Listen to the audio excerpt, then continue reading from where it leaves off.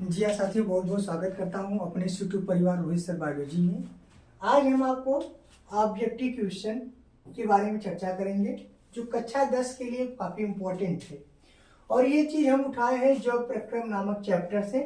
आपको पता है कि जैव प्रक्रम के अंतर्गत 4 यूनिट पढ़ते हैं। पोषण होता है, श्वसन होता है, और क्या होता है, परिवहन होता है और उत्सर्जन होता है।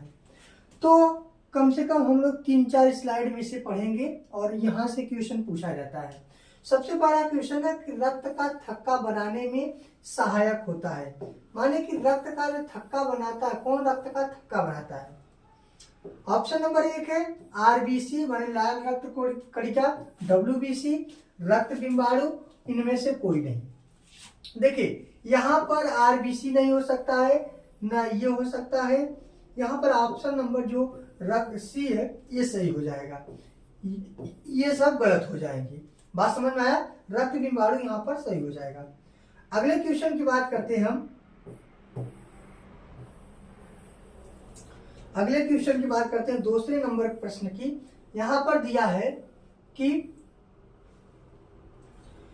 पाचन की क्रिया पूर्ण होती है, माने मानव शरीर में पूरी तरह से भोजन कहाँ पचता है।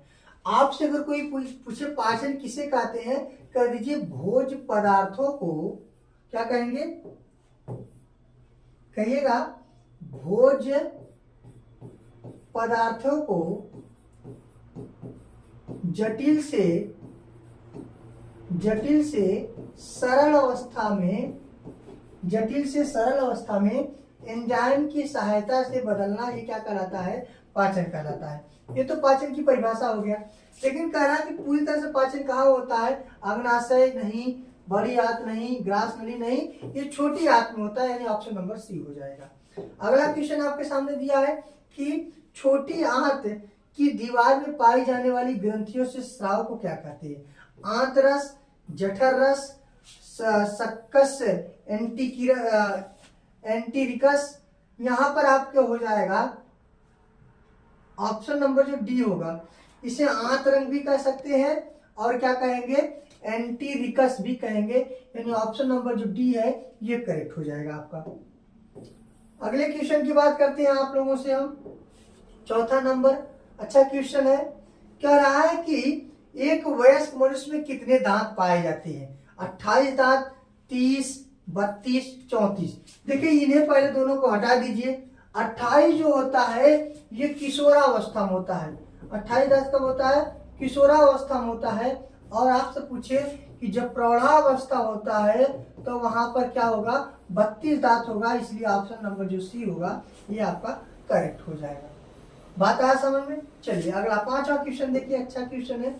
मछली के हृदय में कितने कोष्ठ पाए जाते हैं? माने कि मतलब मछलियों का जो हृदय होता है उसमें कितने कोष्ठ पाए जाते हैं। अब आपसे कोई पूछे कि कोष्ठ किसे कहते हैं, इसे हम कहते हैं चैम्बर। क्या कहते हैं? चैम्बर।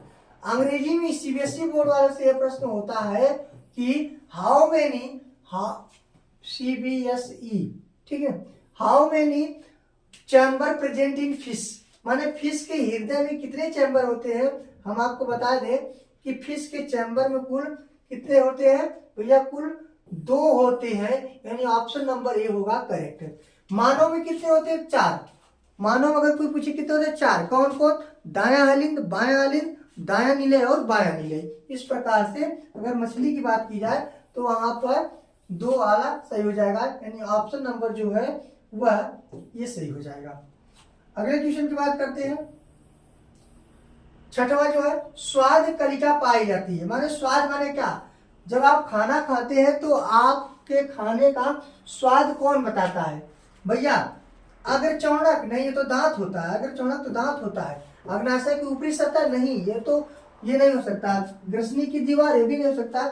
जीभ की ऊपरी सतह जो होता है वह हमें क्या बताता है, स्वाद को, क्योंकि वहां पे कलाएं पाई जाती है जिसे स्वाद कलिका कहते हैं। जो मीठे यानी मीठा माने तीखा, मीठा तीखा, नमकीन, मीठा तीखा नमकीन और कड़वा, ये 4 चीज का अनुभव कराता है। ये कहाँ होता है? जीभ के ऊपरी सतह पर होता है। चलिए बताइए यहाँ तक किसी कोई समस्या है? नहीं है। तो आप लोग इसे नोट करते हुए भी चलिएगा। अगला क्वेश्चन है, अमाशय के अग्रभाग को क्या कहते हैं? अमाशय के अग्रभाग को क्या कहते हैं? अमाशय का पहला है पाइलोरिक, पहला क्या है? पाइलोरिक है। दूसरा का क्या है? फुंडिक है, जिसे हम लोग फंडिक के नाम से भी जानते हैं। ठीक। अगला है एपिग्लोटिस होता है। ठीक ना, पहला पाइलोरिक दिया है, दूसरा फुंडिक है, फुंडिक को हम लोग फंडिक के नाम से जानते हैं, फिर कार्डियक है, फिर एपिग्लोटिस है। देखिए एपिग्लोटिस तो ये जो घेघा होता है, ये उभरा हुआ भाग, ये होता है एपिग्लोटिस। यहाँ पर ऑप्शन नंबर जो आपके सामने दिया है कि अमाशय के अग्रभाग को क्या कहते हैं, तो अमाशय होता है कार्डियक होता है। क्या होता है? कार्डियक होता है, फिर पाइलोरिक होता है, फिर क्या होता है? फिर शेषाग्र होता है। ठीक ना, माने कार्डियक, फंडक, पाइलोरिक और शेषाग्र, 4 भाग होती है अमाशय में।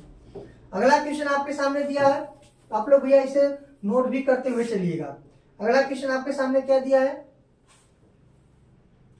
मुख गुहा का पिछला हिस्सा क्या कहलाता है? मुख गुहा का पिछला हिस्सा क्या कहलाता है? ग्रसनी, ग्रासनली, ग्रहणी और अग्नाशय। यहाँ पर मुख गुहा का जो पिछला हिस्सा होता है वो ग्रसनी कहलाता है। यानी ऑप्शन नंबर जो आपके सामने ए दिया है ये करेक्ट हो जाएगा। निम्नलिखित में से सजीव के मुख्य घटक, सजीव गति करते हैं, सजीव श्वसन करते हैं, सजीव प्रकाश संश्लेषण करते हैं। बताइए इनमें से कौन सा सही है? सजीव क्या करते हैं भैया? सजीव गति भी करेंगे, सांस भी लेंगे और प्रकाश संश्लेषण क्रिया करेंगे, जो पेड़ लोग करते हैं, पेड़ पौधे करते हैं। यानी ऑप्शन नंबर जो डी होगा ये करेक्ट हो जाएगा।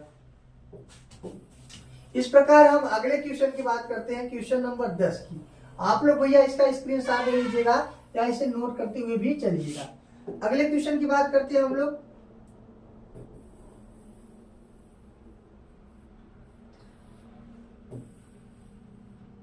ध्यान देखिएगा, अगला क्वेश्चन कर रहा, आंत एवं बड़ी आंत के जोड़ पर पाई जाने वाली एक छोटी सी नली नुमा रचना को क्या कहते हैं? माने जहां पर छोटी आंत और बड़ी आंत जुड़ती तो वहां पे एक अवली नुमा भाग पड़ जाता है, उसे क्या कहते हैं? तो हम आपको बता दें, जहां पर ये दोनों आपस में जुड़ती है ना, वहां पर ये क्या कहलाता है? ये चीज आपका सीकम हो जाता है। जहां पर ये लोग आपस में जुड़ते हैं वो क्या हो जाता है? सीकम हो जाता है।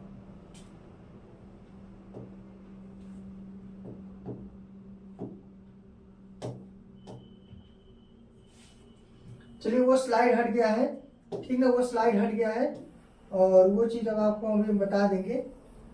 वो स्लाइड हट गया है, चलिए उसको हम बाद में पढ़ा देंगे। चलिए अगला स्लाइड देख लीजिए, तब तक आप अगले स्लाइड की बात करते हैं। वो हट गया भैया, कोई बात नहीं, आप लोग अगला पढ़ लीजिए तब तक। चलिए अगले स्लाइड की बात करते हैं। अच्छा क्वेश्चन है, पूछा गया प्रश्न ये है, कह रहा है कि स्वपोषी पोषण के लिए आवश्यक है। माने स्वपोषी पोषण किसे कहते हैं? जो लोग अपना भोजन स्वयं बनाते हैं। स्वपोषी पोषण के लिए क्या आवश्यक है भैया? क्लोरोफिल, सूर्य का प्रकाश, जल और कार्बन डाइऑक्साइड। भैया उसे क्लोरोफिल भी चाहिए, सूर्य का प्रकाश भी चाहिए, जल और कार्बन डाइऑक्साइड, यानी सभी इसमें सही हो जाएगा। चाइल्ड्स एक अवशेषी अंग होता है। जो चाइल्ड्स होता है यह एक अवशेषी अंग होता है। आप बताइए ये कहाँ पाया जाता है? ये इलियम में पाया जाता है कि जेजुनम में पाया जाता है कि रेक्टम में कि कोलन में?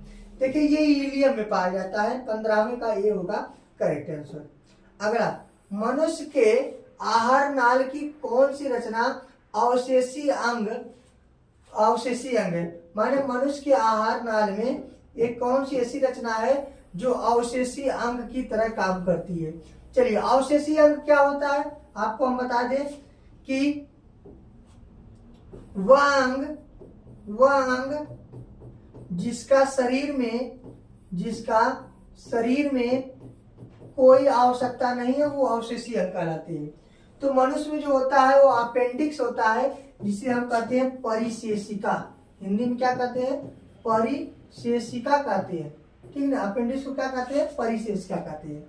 ये होता है आप में एक अवशेषी अंग होता है, इसका कोई काम नहीं है। चलिए अगला क्वेश्चन देखिए, अगला देखिए 17 नंबर, क्वेश्चन नंबर 17 देखिए। अगला देखिए, अच्छा क्वेश्चन है 17 वाला, देखिएगा ध्यान से आप लोग। कह रहे हैं अगला क्वेश्चन है, दांत अस्थि क्षय का कारण होता है।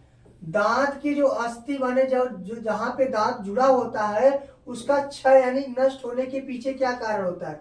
मीठी चीजों का खाना, बैक्टीरिया द्वारा अम्ल का निर्माण करना, या दांतों की सफाई न करना, या इनमें से सभी। भैया मीठे चीज को खाने से भी होता है, बैक्टीरिया और अम्ल के निर्माण से भी होता है, और दांतों की अच्छी सफाई न करने पर भी होता है, यानी ऑप्शन नंबर डी हो जाएगा।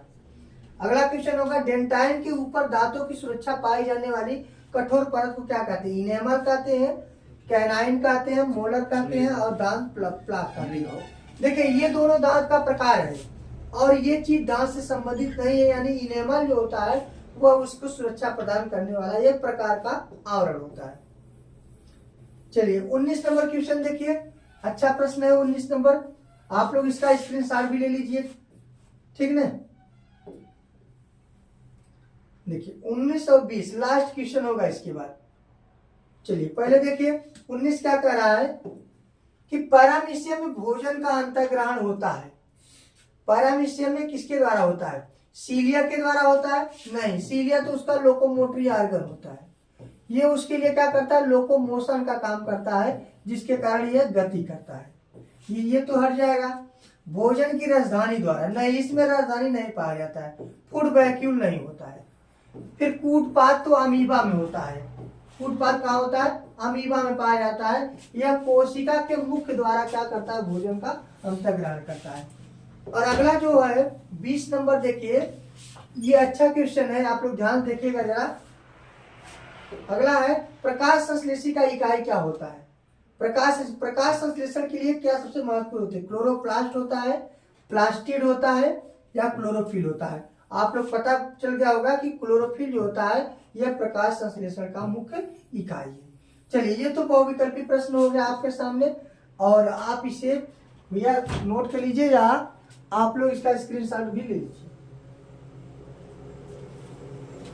ठीक ना।